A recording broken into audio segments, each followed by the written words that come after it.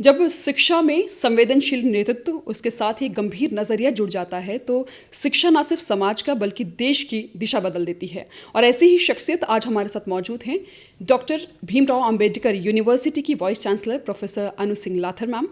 Ma'am बहुत बहुत स्वागत है आपका हमारे कार्यक्रम में। आज मैम हमारे साथ बतौर गेस्ट मौजूद हैं यहाँ पर। और क्योंकि शिक्षा का क्षेत्र इतना व्यापक है कि इसके मसले भी बहुत ज़्यादा हैं, तो हम बड़े सिलसिलेवार तरीके से इस पर आज चर्चा करेंगे। और शिक्षा के क्षेत्र से आप लंबे समय से जुड़ी रही हैं और इसके साथ ही जो नीति निर्माता जो तमाम संस्थान रहे हैं, आप उनकी का हिस्सा रही हैं, तो आपकी राय हमारे लिए बहुत मायने रखती है। तो शुरुआत करेंगे सिर्फ आज के जो हाल ही में एक बदलाव हुआ है, विकसित भारत शिक्षा जो अधिष्ठान विधेयक आया है 2025 का, आप इसको किस तरह से देखती हैं? क्योंकि इसे उच्च शिक्षा में एक बड़े बदलाव के उद्देश्य के साथ लाया जा रहा है। क्या आप इसे एक सुधार के तौर पर देखती हैं या मात्र एक स्ट्रक्चरल चेंज के तौर पर देखती हैं? NEP नेशनल एजुकेशन पॉलिसी 2020 जब आई और शिक्षा नीति थी वो, और उस शिक्षा नीति में देश की शिक्षा का विजन जो है वो पूरी तरह से उसमें डिटेल में समझाया गया था कि NEP को कैसे लागू करना है। मुझे लगता है कि देश में पहली बार ऐसा हुआ कि नेशनल एजुकेशन पॉलिसी के बारे में हर व्यक्ति को जो कि शिक्षा से जुड़ा हुआ है, चाहे वो स्कूल का शिक्षक है, चाहे वो कॉलेज का शिक्षक है, चाहे वो यूनिवर्सिटी का शिक्षक है, हर एक को इसके बारे में मालूम है। आज से पहले बहुत सारी नीतियाँ आई, उसमें कहीं सुनी बातों पे ज़्यादा लोगों ने विश्वास किया या उसे इतनी डिटेल में समझा नहीं। तो नेशनल एजुकेशन पॉलिसी को बहुत ही होलिस्टिकली लॉन्च किया गया। इनके सेमिनार्स हुए, कॉन्फ्रेंसेस हुए, यूनिवर्सिटीज़ में डेलिब्रेशंस हुए, लोगों ने पार्टिसिपेट किया और हर कॉर्नर से इस पॉलिसी की बहुत तारीफ़ हुई। और इवन जो आइडियोलॉजिकली गवर्नमेंट के अलग तरह के ओपोनेंट्स रहे, उन्होंने भी कहा कि ये शिक्षा नीति बहुत अच्छी है। वो ये नहीं कह पाए, इसमें कोई त्रुटि नहीं ढूंढ पाए, कोई एरर नहीं ढूंढ पाए। तो उसके कंटिन्यूएशन में इम्प्लीमेंटेशन जब होता है किसी भी पॉलिसी का, उसके लिए एक right kind of architecture is needed. Architecture वो होता है जो उसको इम्प्लीमेंटेशन में उसको क्लैरिटी दे कि पूरे देश में उसको इम्प्लीमेंट कैसे करना है। तो नेशनल एजुकेशन पॉलिसी अलग नहीं है, वो पॉलिसी है। और ये बिल जो एक्ट बनेगा, इसके थ्रू इम्प्लीमेंटेशन कैसे होना है, डिटेल्स में कैसे वर्कआउट करना है, क्योंकि बहुत ही व्यापक पॉलिसी है नेशनल एजुकेशन पॉलिसी। और ये जो अनुष्ठान आया है, अधिष्ठान आया है, इसमें बहुत डिटेल में बताया गया कि इसकी इम्प्लीमेंटेशन कैसे होगी। तो ये आर्किटेक्चर है इम्प्लीमेंटेशन ऑफ नेशनल। मैम, क्या आपको लगता है कि जैसे NEP की ज़रूरत को पूरे देश को बहुत ही विस्तार से समझाया गया और बहुत डिटेल में ज़मीन पर जाकर इसको समझाया गया, आपको लगता है कि ये जो नया शिक्षा अधिष्ठान आया है 2025 का, इसकी भी ज़रूरत को उतनी ही डीपली समझाने की ज़रूरत है? क्योंकि अभी हम देख रहे हैं कि इसके खिलाफ बहुत प्रदर्शन चल रहे हैं और इसकी ज़रूरत को अगर नहीं समझा गया तो ऐसे ही विरोध चलता रहेगा। जैसे मैंने बोला कि एजुकेशन पॉलिसी को बहुत डीपली हर लेवल पे समझाया गया और देश में बहुत सारे लोगों की इन्वॉल्वमेंट रही है, एंगेजमेंट रही है और इम्प्लीमेंटेशन भी शुरू हो गया है उसका। जैसे 4 ईयर UG प्रोग्राम आया तो यूनिवर्सिटीज़ ने उसको अडॉप्ट किया है 4 साल का। 1 ईयर मास्टर्स प्रोग्राम भी यूनिवर्सिटीज़ लॉन्च कर रही हैं। जैसे कि मेरी अपनी यूनिवर्सिटी है, तो हमारी यूनिवर्सिटी में हमारा ये 4th ईयर चल रहा है, तो हमने इसको पहले साल से ही इम्प्लीमेंट कर दिया। तो 4th ईयर में आ गए हमारे बच्चे अब। तो 4 ईयर के बच्चे हैं जो 2 ट्रैक पे चले जाते हैं, एक तो BA ऑनर्स की तरफ, एक BA रिसर्च की तरफ चले जाते हैं। तो हमें ऐसा लगता है कि इम्प्लीमेंटेशन तो शुरू हो चुका है और इस बिल के बारे में जो क्लैरिटी और ज़्यादा समझ बूझ है मेरे ख्याल, क्योंकि अभी आया है तो देश में डेलिब्रेशन हो रही है, होनी भी चाहिए, और लोग पार्टिसिपेट कर रहे हैं, वो बहुत अच्छी बात है। उनकी कोई शंकाएं हैं, उनकी कोई फियर है, कुछ और है, तो उसको एड्रेस भी किया जाएगा। तो ये तो अभी पार्टिसिपेटरी लेवल पे लोग इस पे अपने विचार दे रहे हैं, और they are most welcome, we are all welcome to give our opinions. बिल्कुल मैम। मैम, आप एक यूनिवर्सिटी को लीड कर रही हैं। अगर मैं शिक्षा अधिष्ठान 2025 की बात करूं, क्या आपको लगता है कि ये जो कॉलेज या यूनिवर्सिटीज़ हैं उनकी ऑटोनॉमी को कहीं प्रभावित करेगी? या मैं बहुत आसान भाषा में आपसे समझना चाहूँ, क्या इसके आने के बाद आपके रोल में कोई बदलाव आएगा, आपकी भूमिका में कोई बदलाव आएगा? मेरी भूमिका में कोई बदलाव नहीं आएगा, और ना ही ऑटोनॉमी खोने की बात इसमें नज़र आती है। हम ऑटोनमस पहले भी थे, पर कहाँ ऑटोनॉमी का जो इंटरप्रिटेशन आना शुरू होता है, वो वहाँ आना शुरू होता है जहाँ की कुछ स्टेट्स में जहाँ की फाइनेंशियल सपोर्ट नहीं हो पाता प्रॉपरली, इंफ्रास्ट्रक्चर नहीं आ पाता है, तो वहाँ पे डिपेंडेंसी बहुत गवर्नमेंट पे हो जाती है रिसोर्सेज के लिए। तो वो जो फाइनेंशियल रिसोर्सेज के लिए डिपेंडेंसी है, उसकी ऑटोनॉमी की बातचीत पे लोग घबराते हैं कि फाइनेंशियल कमिटमेंट गवर्नमेंट देती है। अब बहुत सारी प्राइवेट यूनिवर्सिटीज़ जो आ गई हैं, तो वो ऑटोनोमस ही हैं हर सेंस में, क्योंकि वो अपना पैसा लगाते हैं, अपनी तरह से फैकल्टी हायर करते हैं, अपनी तरह से अपनी संस्था चलाते हैं। और सेंट्रल लेवल पे हमारी एक बॉडी है, बहुत सारी बॉडीज़ है, रेगुलेटरी बॉडीज़, जो ये ध्यान रखती हैं कि इंस्टीट्यूशंस कुछ गलत तो नहीं कर रहे हैं।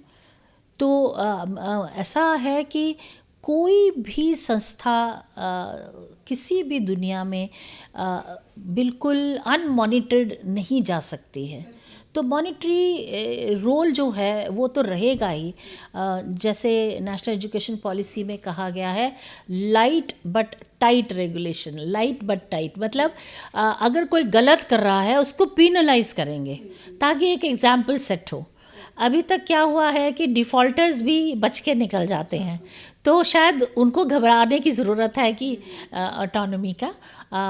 बाकी और ऑटोनॉमी जो है, जो हम सोचते हैं होनी चाहिए, मेरे ख्याल में गवर्नमेंट का ये कोई मंशा नहीं है, या इस अपने रेगुलेशन में कोई मंशा नहीं है कि कोई अच्छी संस्था चल रही है, अच्छे सिस्टम चल रहे हैं, उनको कंट्रोल किया जाए।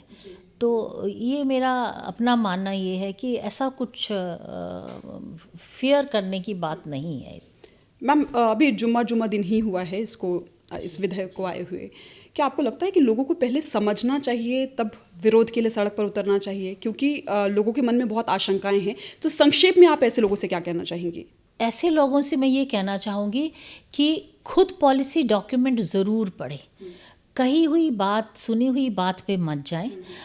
दूसरा, देश में जब कुछ गलत होता है, कोई संस्था गलत कर रही होती है, जैसे ओवर चार्जिंग हो गई, फ़ी बहुत ज़्यादा ले रही है, या फैकल्टी एलिजिबल नहीं है उनको रिक्रूट कर रही है, या बच्चों को परेशान कर रही है किसी ना किसी फॉर्म में, तो यही देश की जनता, पब्लिक का बहुत ज़्यादा क्राई रहती है कि ऐसा कैसे हो गया, गवर्नमेंट ने कुछ क्यों नहीं किया है। तो हमें ऐसी चीज़ों को भी कंट्रोल तो करना ही पड़ेगा ना। तो हमें पता है कि समाज में करप्शन भी है, हर तरह की करप्शन है। करप्शन का मतलब ये है, ज़रूरी नहीं है कि फाइनेंशियली हो, हर तरह की ही है। तो खुले में छोड़ दें हम संस्थाओं को, ये कैसे हो सकता है?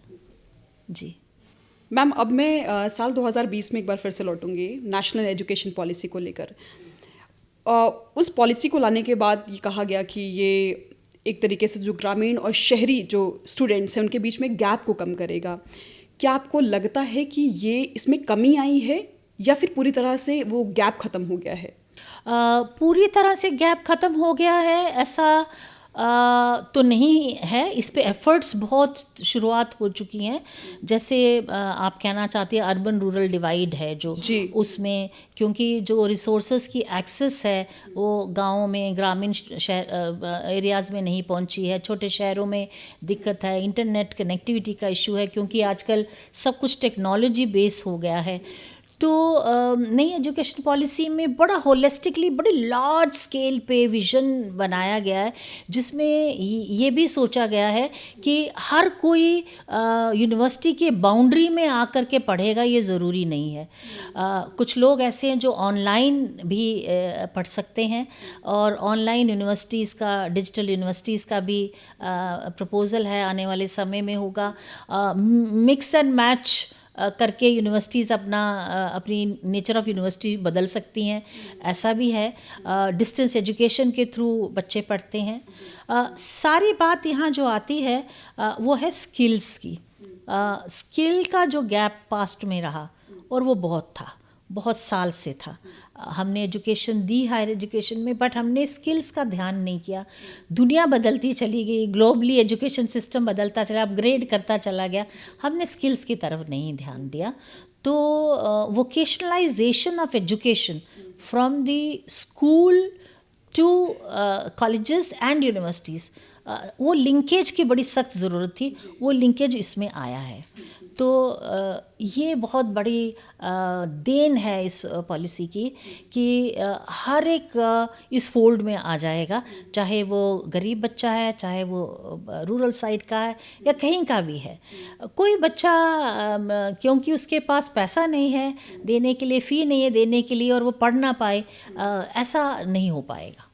मैम, आपने टेक यूज़ की बात की है, क्योंकि हम देख रहे हैं कि हम सब बहुत तेज़ी से टेक फ्रीक होते जा रहे हैं, और अब क्लासेस जो है कोविड के बाद बात करें, या फिर अब तो दिल्ली में पोल्यूशन होता है, या फिर समय समय पर हम हाइब्रिड क्लासेस देखने को मिल रही हैं, ऑनलाइन क्लासेस हैं जी। आप इसे किस तरह से देखती हैं? हाइब्रिड क्लासेस अच्छा मोड है। ऑनलाइन देखिए, टेक्नोलॉजी ये बढ़नी ही है, कम नहीं होनी है।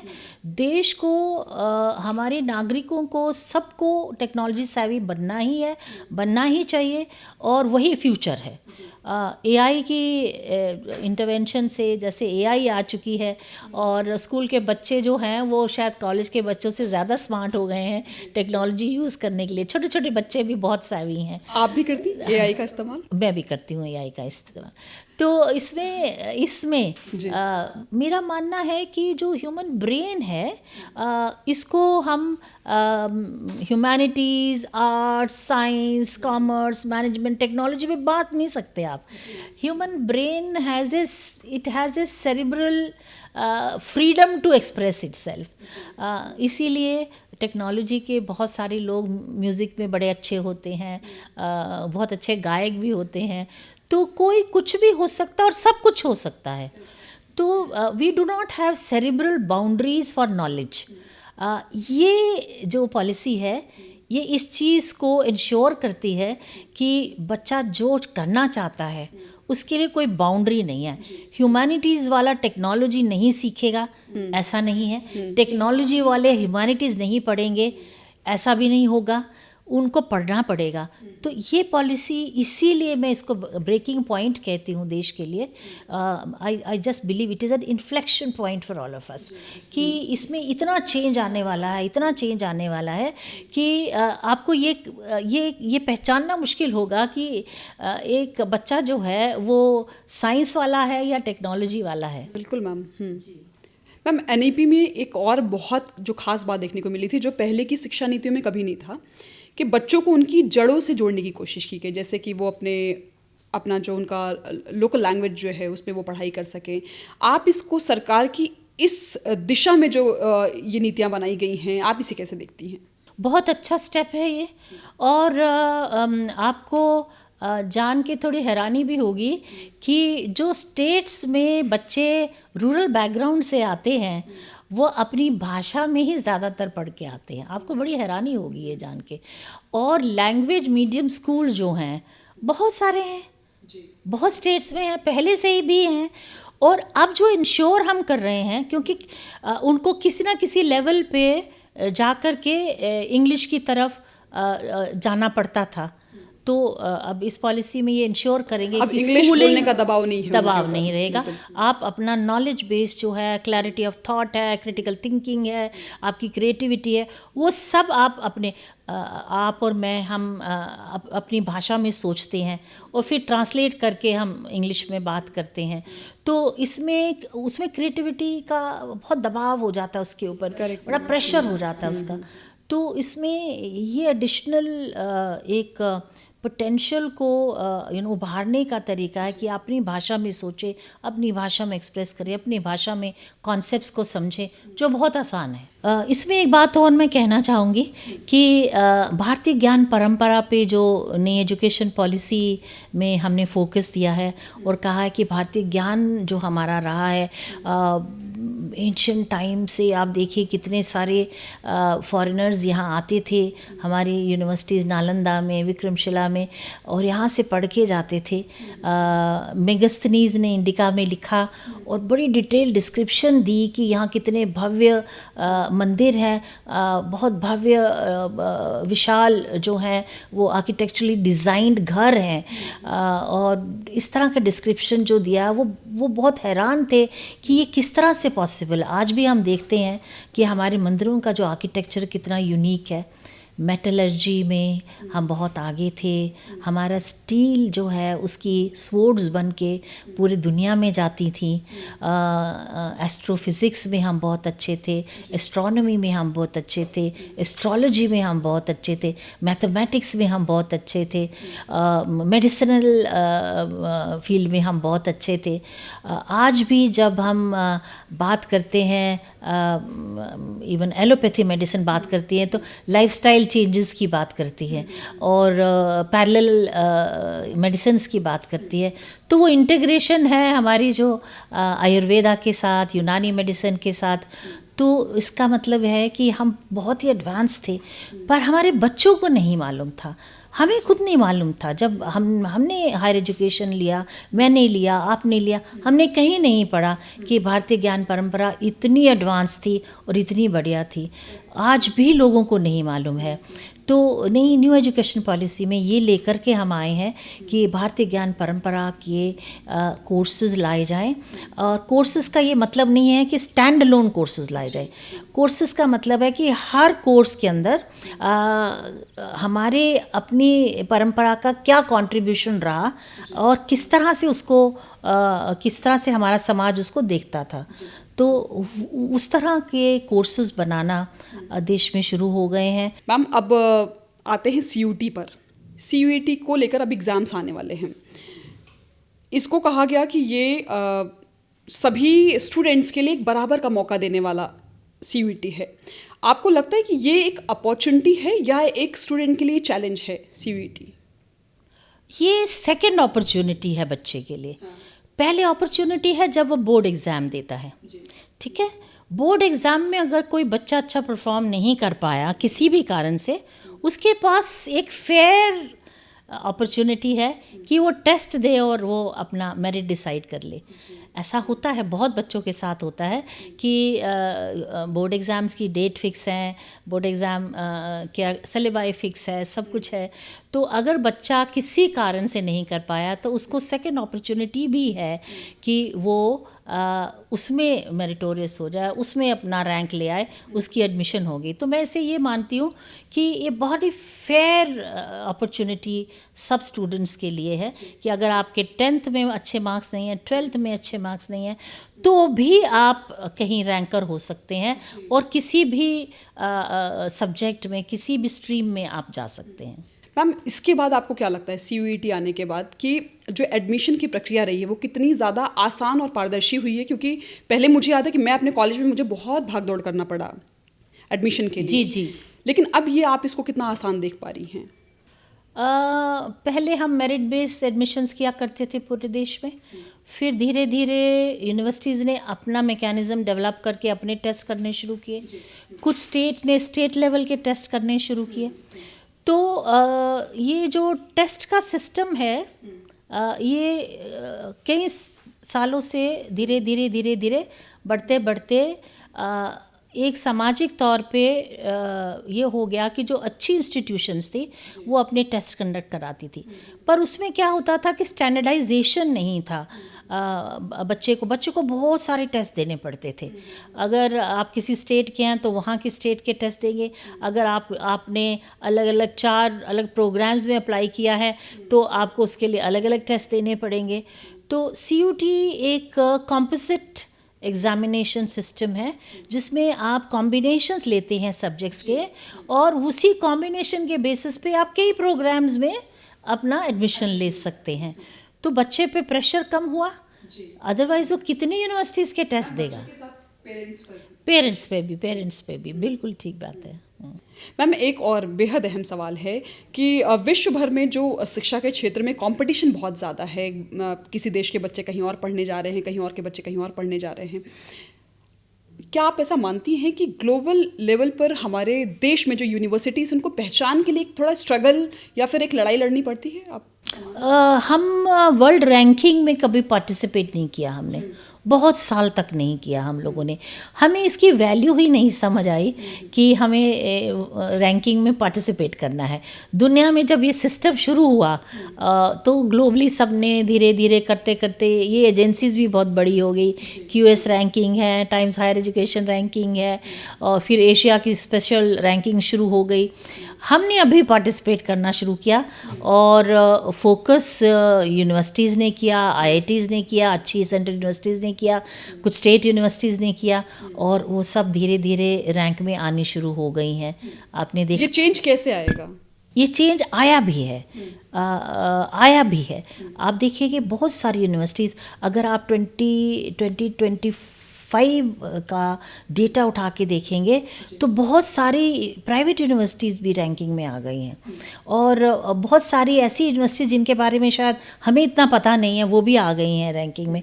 तो इसलिए कि उन्होंने इंटरनेशनल जो पैरामीटर्स थे जिस पे हम रैंक होते हैं उन सब को समझा, उन सब के ऊपर फोकस किया, और रिसर्च उसमें बहुत मेजर कंट्रीब्यूशन है उसमें, रिसर्च का, इनोवेशन का, एंटरप्रेन्योरशिप का, एम्प्लॉयबिलिटी का। इस सब पैरामीटर्स पे जब यूनिवर्सिटीज़ ने काम किया तो यूनिवर्सिटीज़ धीरे धीरे जो है इंटरनेशनल लेवल पे रैंकिंग में भी आने लग गई।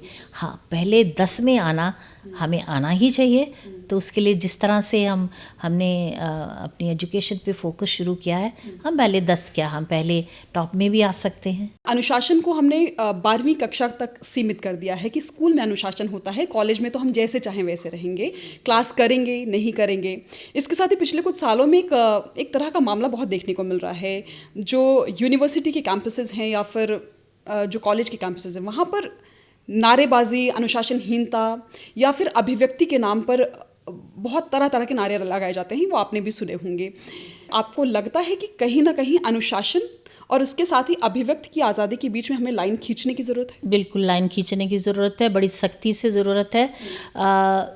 और आप अगर थोड़ा सा विश्लेषण करें इस बात का तो आप देखेंगे कि देश में इतनी सारी यूनिवर्सिटीज़ हैं, हर जगह ये नहीं हो रहा है। ये बड़ी सेलेक्ट फ्यू यूनिवर्सिटीज़ हैं जहाँ ये सब हो रहा है, या सेलेक्ट फ्यू कॉलेजेस हैं जहाँ ये सब हो रहा है।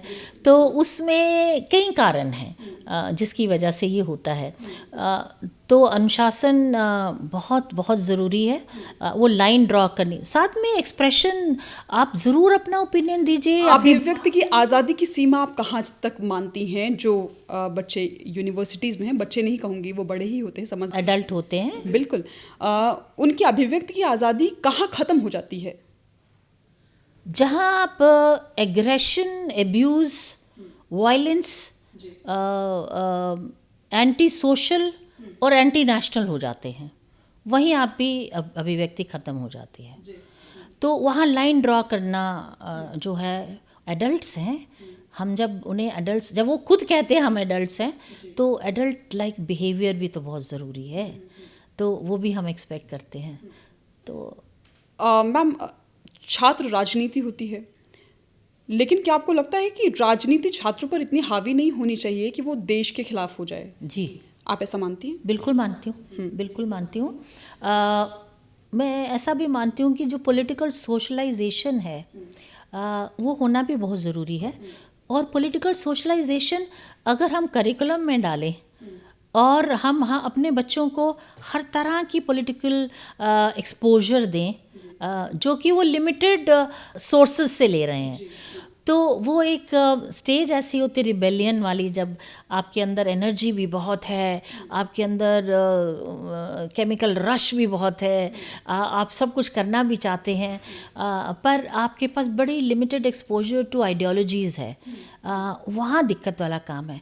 पॉलिटिकल सोशलाइजेशन पे भी हमें ध्यान यूनिवर्सिटी सिस्टम में करना चाहिए, कॉलेजेस में करना चाहिए, जहाँ बच्चों को हम सोशलाइज करें कि पॉलिटिक्स क्या होती है, देश में डेमोक्रेटिक प्रिंसिपल्स क्या होते हैं, हमारी राइट्स तो जो हैं उसके साथ ड्यूटीज़ क्या होती हैं, राइट भी क्या हैं हमारे, उसकी भी बात हम करें और उन्हें बताएं। और कौन सा कॉन्स्टिट्यूशनल प्रोविज़न है जो आपको एम्पावर करता है, विमेन को एम्पावर करता है, हमारे अंडर प्रिविलेज सेक्शन को एम्पावर करता है, सोसाइटी एट लार्ज को एम्पावर करता है।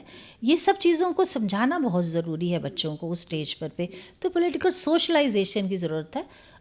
पॉलिटिक्स में तो बच्चे जाएंगे ही आने वाले समय में, तो ये भी ज़रूरी है कि हम उनको एक तौर तरीके से उनको सब सिखाएं कि politics is important for all of them. हाँ मैम, फिर सवाल एक ये भी उठता है कि अगर प्रोमाइसिस में या जो कॉलेज के कैंपसेस हैं, अगर वहाँ पर इस तरह की चीज़ें बार बार दोहराई जाती हैं, तो क्या आपको लगता है कि यूनिवर्सिटी या कॉलेज के एडमिनिस्ट्रेशन का भी कहीं ना कहीं फॉल्ट है कि वो उस लाइन को ड्रॉ नहीं कर पा रहे हैं?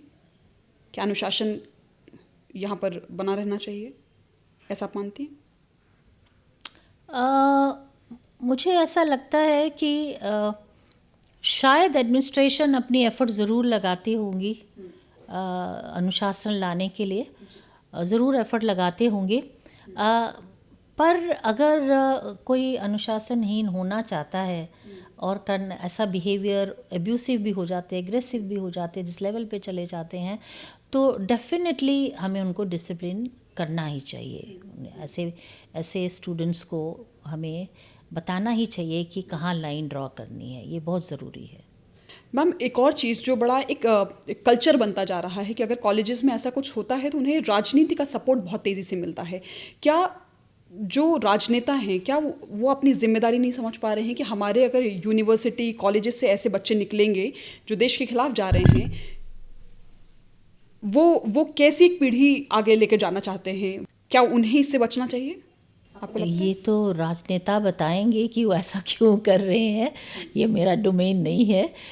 पर मेरा ये मानना है, फिर भी यही मानना है कि अगर हम पॉलिटिकल सोशलाइजेशन करें, मेरा ये भी मानना है कि किसी तरह का पॉलिटिकल और पॉलिटिक्स की ट्रेनिंग राजनेताओं के लिए भी होनी चाहिए, हमारे एमएलएज और एमपीज़ के लिए भी होनी चाहिए, लीडरशिप ट्रेनिंग उनके लिए भी होनी चाहिए, हमारे फैकल्टी की ट्रेनिंग होती है, हमारे टीचर्स की ट्रेनिंग होती है।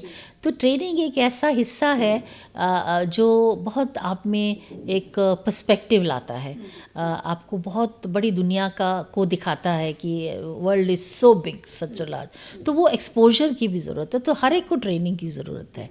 जहाँ महिलाओं को जितनी आज़ादी मिलनी चाहिए, हमारे देश में वो आज़ादी है, हमारे देश की महिलाएं बहुत अच्छा कर रही हैं। बाकी कुछ फील्ड्स में उनके लिए रिजर्वेशन की ज़रूरत महसूस होती है, जैसे पॉलिटिक्स ही लीजिए, उसमें भी ज़रूरत होती है। कहीं कहीं आने वाले समय में मैं ये भी सोचती हूँ कि हायर पोजीशंस पे बहुत महिलाओं का रिप्रेजेंटेशन कम है। तो जैसे कि हमारी तकरीबन 1300 प्लस यूनिवर्सिटीज़ हैं, तो 120 महिला वाइस चांसलर्स हैं, तो रिप्रेजेंटेशन बहुत कम है। और इस 120 में भी तकरीबन आई थिंक एग्जैक्ट नंबर शायद ना दे पाऊँ, 40 के करीब तो वो यूनिवर्सिटीज़ हैं जहाँ महिलाओं को लगाना जो है वो मैंडेटरी है, क्योंकि वो विमेन यूनिवर्सिटीज़ हैं। तो उनको भी हटा दिया जाए तो रिप्रेजेंटेशन मुश्किल से 8 से 9% का बनता है। तो वहाँ भी रिजर्वेशन की ज़रूरत है कि महिलाओं को यूनिवर्सिटी की वाइस चांसलर बनाना है, उसमें थोड़ी रिजर्वेशन उनको की ज़रूरत है इनकरेजमेंट के लिए। मैम, भारत के एजुकेशन सेक्टर में जिस तरह से काम चल रहा है, आने वाले 10 सालों में आप सिर्फ अगर हम हायर एजुकेशन की बात करें तो हमारे हायर एजुकेशन को आप कहाँ देखती हैं? मैं ये मानती हूँ कि हमारी एजुकेशन बहुत ही कॉम्पिटिटिव है। अगर ना हो तो जितनी भी टेक फर्म्स यूएस की हैं उस सब में हमारे सीईओज नहीं होते। ये हमारी एजुकेशन है जो ब्रेन ड्रेन हुआ, और हमारे ही बच्चे यहीं से पढ़े हुए, यहीं से ग्रूम हुए, चाहे वो आईआईटी के हैं, एनआईटी के हैं, हमारे गवर्नमेंट कॉलेज जो टेक्नोलॉजी के वहाँ से हैं, वो बाहर जा कर के तकरीबन ऑलमोस्ट 40% जो इंडियंस हैं टेक्नोलॉजी में, इंडियंस हैं जो डोमिनेट करते हैं यूनाइटेड स्टेट्स में। तो वो ब्रेन ड्रेन है कि जो हमारा डिविडेंड होना चाहिए था वो बाहर जा कर के कंट्रीब्यूट कर रहे हैं, क्योंकि यहाँ opportunity was very low for them. तो हम तो कॉम्पिटिटिव, पहले भी हमारे बच्चे बहुत अच्छे थे, आज भी, और जिस तरह से हम चल रहे हैं एजुकेशन पॉलिसी को लेके बहुत कॉम्पिटिटिव दुनिया में हम टक्कर देंगे। चाइना इनोवेशन में बहुत आगे माना जाता है, मैन्युफैक्चरिंग में बहुत आगे, आर&डी में बहुत आगे है। जिस तरह से फोकस अब हमारे यहाँ शुरू हुआ है, हम तो बहुत टफ फाइट देने वाले हैं आने वाले समय में। This is what I foresee for our nation. Ma'am, जब भी कोई एजुकेशन को लेकर कोई पॉलिसी बनाई जा रही, क्योंकि आप जो नीति निर्माता तमाम संस्थानों के आप मेंबर रही हैं और बहुत आगे बढ़ चढ़ कर आपने काम किया है, शिक्षा के क्षेत्र में अगर नीति बनाई जानी है तो ज़मीनी हकीकत को समझना नीति निर्माताओं के लिए कितना ज़रूरी है? जो पॉलिसी मेकर्स हैं उनको ये समझना कितना ज़रूरी है कि ये लागू करना आसान होगा या नहीं? बहुत ज़रूरी है, बहुत ज़रूरी है। और उसमें बहुत अहम रोल, इम्पॉर्टेंट रोल शिक्षकों का है, जो कंट्रीब्यूट करते हैं, ये बताते हैं कि किस डायरेक्शन में शिक्षा नीति होनी चाहिए। उनकी इन्वॉल्वमेंट रहती है। और हमारे पास स्टैट्यूटरी बॉडीज़ हैं देश की, यूजीसी है, एआईसीटी है, हमारी मेडिकल काउंसिल है, बार काउंसिल है, फार्मेसी काउंसिल, बहुत सारी हैं। तो ये सब मिल कर के डायरेक्शन सेट करते हैं अपने अपने एरियाज़ के लिए, और वो एक्सपर्ट्स ही बताते हैं कि किस तरफ जाना है। तो ये हाईली पार्टिसिपेटिव एक्सरसाइज है। आज भी जब ये हमारा बिल आया है तो बिल अभी सारे देश में सबको कहा गया कि आप अपनी ओपिनियन दीजिए इसके ऊपर।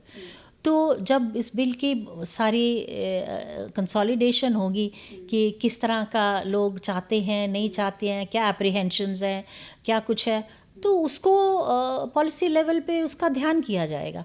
तो इससे ज़्यादा डेमोक्रेटिक तरीके से कोई पॉलिसी देश में आज तक नहीं आई है कि नेशनल लेवल पे आप बात करें और उनका फीडबैक लें। हमें तो याद नहीं है ऐसा कभी हुआ है। मैम, आपका अनुभव बहुत लंबा रहा है।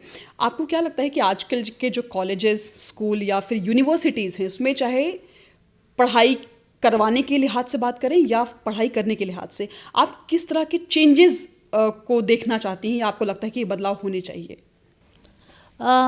चेंजेस जो हैं, मैं फिर रेफ़र करूँगी, नेशनल एजुकेशन पॉलिसी ने उसको कॉम्प्रिहेंसिवली लाया। जैसे कि स्टूडेंट खाली क्लास में जाके शिक्षा लेता है, ये हमें कभी भी नहीं लगता था। आप भी पढ़ी हैं, मैं भी पढ़ी हूँ। हम क्लास में गए, क्लास अटेंड की और अपने घर वापस आ जाते थे। तो वो एक कंप्लीट एजुकेशन नहीं हुई। धीरे धीरे धीरे हमारा एक्सपोजर हुआ, हमने दुनिया देखी तो समझा। पर अब जब आप शिक्षा किसी बच्चे को देंगे तो उसका एक्सपोजर फील्ड का होना चाहिए, वो फील्ड में जाके समझे और देश की क्या प्रॉब्लम्स हैं। जब हम विकसित भारत 2047 का टारगेट रखते हैं तो डेफिनेटली हमें फोकस करना है कि हमें विकसित होने के लिए किन एरियाज़ में हमें अपने आप को डेवलप करना है।